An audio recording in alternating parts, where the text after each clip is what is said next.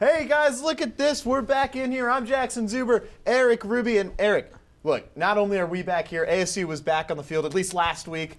This week, well, not so much, but things are different on the field and in here. Look at how far away we are. I know, we're far away, but I can still feel the energy. I can feel it from you. I can feel it from the studio. We've got a great show lined up, like you said. Some stuff going on within the ASU program, not on the field. We'll touch on that soon, but we've got a lot of other stuff to break down, including last week's game against the Trojans. It's going to be a lot of fun. It's great to be back in the studio. Yeah, you know, in a little bit, I'm going to break down some of the stuff that happens on the offensive side of the field, but I know. Right now, we're going to go to Marco the Great Peralta as he goes through a little bit of magic that happened in the game this past Saturday. It is without a doubt we missed Sunday with football this fall, and we finally saw ASU hit the gridiron against the Trojans. But there was one specific player in general that stood above the rest, and that player is Merlin Robertson, who had an impressive game against USC, earning the Pac-12 Defensive Player of the Week and also earning the name of Magic Merlin. Now, we're not really professional magicians ourselves, but you know what? Let's take a look at the kind of tricks our very own Merlin Robertson had up his sleeve. You like that, right? Let's hope you like these next three plays by Merlin Robertson. Going to the fourth quarter, take a look at the USC offense. Look at this run down the middle, and it's going to be a successful first down. But all of a sudden, look, there is a fumble, and it's now recovered by Merlin Robertson to give the ball to the offensive side of ASU's football team. So now let's take a look on the next one. It's going to be in the third quarter, fourth down once again, but this big stop by Merlin Robertson, and it's going to be another turnover on downs. And look what he does right here on the play. He gets on the outside, looks at that little gap, and you know what? It's homeland for him, and he's just like magic. He's there, turns over the ball, and gives it to ASU. And then the last play against Slovis, the quarterback, looks down the field, and Slovis, out of nowhere, just like magic, it's in his hands. So there you have it, folks. This is the reason why now Merlin Robertson is now Magic Merlin. With all sorts of news rolling around the ASU program and the Pac-12, we bring in House of Sparky reporter Mason Kern from California to break the situation down. Mason, as we just learned, the ASU Cal game has officially been canceled. We had an idea this might happen, but now that it's a reality, what does this mean for both teams going forward? Yeah, Eric, reporting to you from California, but not quite Berkeley, which is obviously where Cal's campus is located. And the city of Berkeley instituted a 14-day mandatory quarantine period for anyone who either tested positive for COVID-19 or was deemed a close contact via contact tracing methods. And in the lead up to this ASU Cal game that has since been canceled, as you said, many thought that it would either be postponed or canceled on the part of the Golden Bears because of that strict quarantine period. Cal's entire defensive line was in quarantine. We don't know whether that was because of a positive test, whether it was because of contact tracing, but nonetheless, the entire defensive line was under quarantine, was going to keep the Golden Bears under the required scholarship limit needed to play a game. But in actuality, it turns out to be ASU who requests the game be canceled. Herm Edwards testing positive, as well as several other staff members and players, as stated in Friday's release. Both the Pac-12 and ASU Athletic Director Ray Anderson putting out statements. So it's an impactful loss. There's already been a couple cancellations early on in this Pac-12 season. In week 1, Cal had their game against Washington canceled, as did U of A and Utah in their first game of the season. So plenty of cancellations, I'm sure, are going to keep coming as teams travel on the road. And it's just going to be a situation we have to continue to monitor. I do believe it's going to keep on happening this season, despite it being just a 6-game regular season. All right, we will obviously stay up to date with that as the week goes on, but transitioning to on the field, what are a couple key takeaways from week 1 of ASU football that they need to work on going forward? Right, and it's kind of a moot point now only because we aren't going to get to see ASU in week 2 against Cal. But when we reflect on that week 1 performance against USC, and granted, you do have to remember the cohort restrictions in Arizona were significantly less than in California, so USC didn't have as much time to properly prepare. Still, the Trojans find a way to come out with a victory. That's one that ASU really regrets. really let slip out of their fingers as they were up 13 with 4 minutes to play. And we could spend a whole segment delving into that final 4 minutes. But overall, ASU played a really sound game. The rushing attack with new running backs, now that Eno Benjamin is gone, Diamante Traynham, Rashad White, both scoring. Traynham has 2 touchdowns, Rashad White has 1, and that's encouraging, especially when your offense really doesn't get going outside of that. The passing attack was rather lackluster. Some of these new receivers looked pretty green in their debut. Frank Darby gets a rib injury in the first quarter of the game, and both Zach Hill and Jaden Daniels said that was a key component to their game plan. They had a lot going for Darby. He's their #1 target this year. So when he went down, it was tough sledding for the passing attack, but that's why it was key for the rushing game to get going. Jaden Daniels has 111 yards rushing. Traynham has 2 touchdowns and 80+ yards, and Rashad White was a very big, impactful player in the passing game. So offensively, some things to work on. Defensively, overall, the secondary played outstanding. A lot of first-year coaches, Chris Hawkins in that secondary, along the defensive line, getting some big push out of some guys who you might not have expected to see on the depth chart. Michael Matus having an impactful game. They're in their first year in this 4-down front with Marvin Lewis and Antonio Pierce as the co-coordinators. So some real positive developments, but they don't come out with the win, a 28-27 loss. So obviously a lot to work on moving forward. And these new COVID cases are really going to make it hard with less practice time. One last thing. Cal did not have a game prior to their matchup against ASU. How does that lack of film affect the process of preparing for the Sun Devils, as it might be something they come across in the future as well?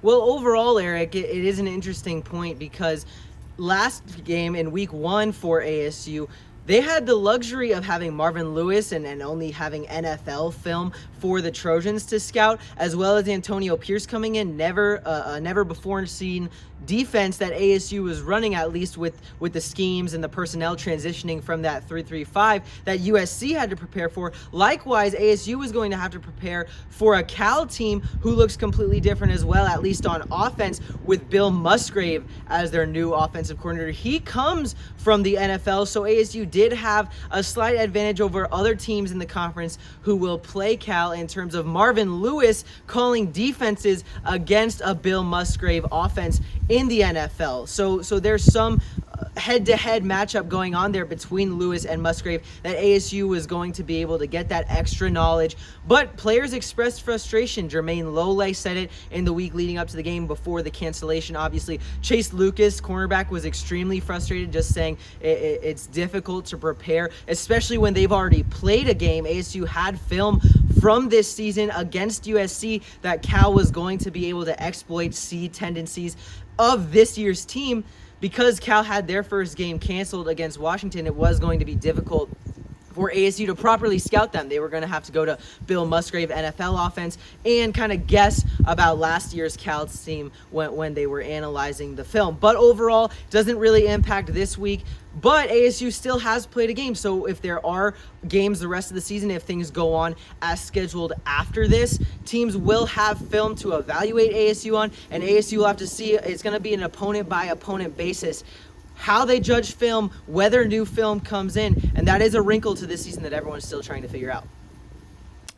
Thanks for joining us, Mason. We appreciate it. Now, let's transition to a closer look at the ASU offense. Some things they did well and some things they didn't do too well. For that, we go to Jackson Zuber. ASU's first game was last Saturday, and, well, the Sun Devils dominated the Trojans for about 3.5 quarters. But you may be wondering what the takeaways were from the offensive performance. So I put together the things that I liked and the things that I disliked from Saturday. Let's go ahead and start off with the good. This team can run the hell out of the ball. In their first games, running backs Rashad White, a junior JUCO transfer, and Diamante Traynham, a true freshman, rushed for a combined 160 yards with 2 rushing touchdowns, and add on top of that a receiving touchdown. These 2 guys are like peanut butter and jelly, chips and dip, rum and coke. But the best way to describe these guys would be thunder and lightning. Their contrasting styles work perfect together.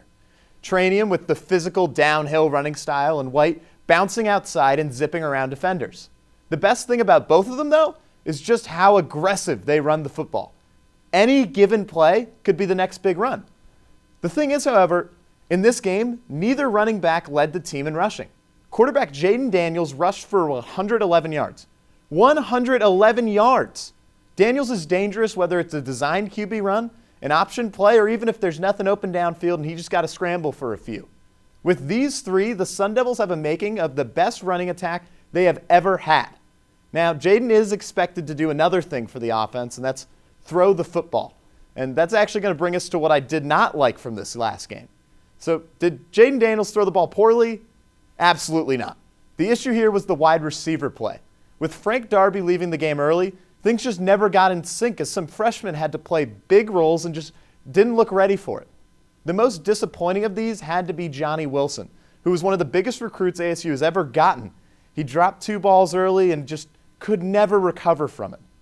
Look, Jaden Daniels is a really good quarterback who is still even getting better. He throws good, accurate passes, but if guys aren't catching it, he can't really do anything about it. This receiver room is extremely talented, but they're that same level of inexperienced. Without Frank Darby out there, I just don't know who we can trust to catch the ball. And for the first time ever, I think this ASU offense looks one-dimensional, and not because of a lack of running the ball, but because the passing game is just not there. Unless a couple receivers step up, we might be in for a tough year in Tempe. 99.9%. That was ASU's win probability with 3 minutes remaining in the fourth, leading the Trojans 27-14. But the problem with 99.9% is that pesky 0.1. Week 1's loss for Jaden Daniels and company is a story many longtime and new Sun Devil fans have grown accustomed to. ASU's rarely been a bad team. However, they have a history of unexplainable losses. So buckle up, Sun Devil faithful, and let's take a short trip down memory lane, shall we? 2014, ASU football was ranked number 6 in the nation. Going into a game against Oregon State, a victory against the Beavers would give them a chance at the college football playoffs, a destination rarely mentioned in Tempe. The Devils would go on to blow a 10-point halftime lead and lose the game by 8. 2015, first week of the season, ASU ranked number 15 in the nation, was tied with Texas A&M going into the fourth, only to get outscored 21-3 in that final quarter. Last week of the same season, Sun Devils faced a Cal team led by Jared Goff, who worked their way from down 30-17 halfway in the third to a miraculous 48-46 victory. Now, I know this is rough, but stick with me, Sun Devil faithful. Jumping ahead even more and switching sports, men's basketball, 2017 beat Kansas, the number 1 ranked team in the country, only to lose to Princeton 6 days later. 2018-19 season, they led top 10 Nevada by 12 at half, lost by 6. Led Utah in the conference opener 28-11, lost 98-86 at home. One more, then I'm done, I promise. Later that same season, in the first round of March Madness, the vaunted Guard U led Syracuse by 7, with 7 minutes. At this point, you know the rest. I say all that to say this. Like it or not, there's been an undeniable trace of blowing games in big moments for ASU, but that has also come with some miraculous, unexpected victories as well.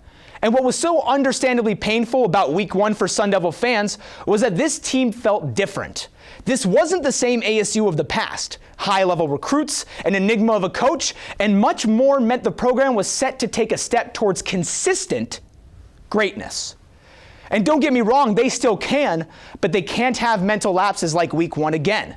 If they are able to bounce back after a humiliating loss and a run-in with COVID delaying their season, I wouldn't lose that faith yet. That greatness could be within reach. First off, to Herm Edwards and all ASU players, coaches, and family affected by COVID, get better soon.